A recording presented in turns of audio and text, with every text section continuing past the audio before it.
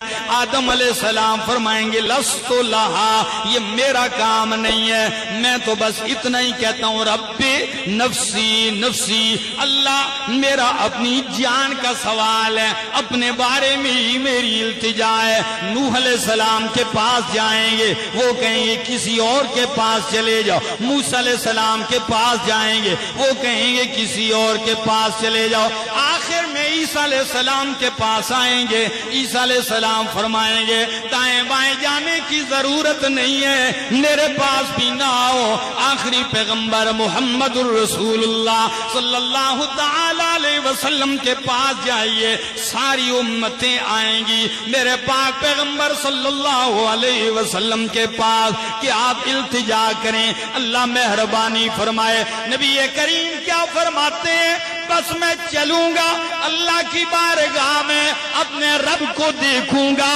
جو ہی اپنے رب کو دیکھوں گا فَأَخِرُّ لَهُ سَاجِدًا، تو میں رب کے سامنے سجدے میں گر جاؤں گا، میں اتنا لمبا سجدہ کروں گا، اتنی زاری کروں گا، اتنی التجائے کروں گا، اور رب کی ایسی تعریف کروں گا، رب کی ایسی بڑائی بیان کروں گا جو رب اسی وقت میرے دل میں ڈالے گا، اس وقت مجھے بھی یاد نہیں۔ نبی علیہ السلام فرماتے ہیں اللہ وہ کلمات مجھے ڈالے گا میرے دل میں، میں ان کلمات سے التجا کروں گا، اللہ جانے کتنا لمبا سجدہ ہوگا، ساری انسانیت کھڑی ہے اور انسانیت کے سردار سجدے میں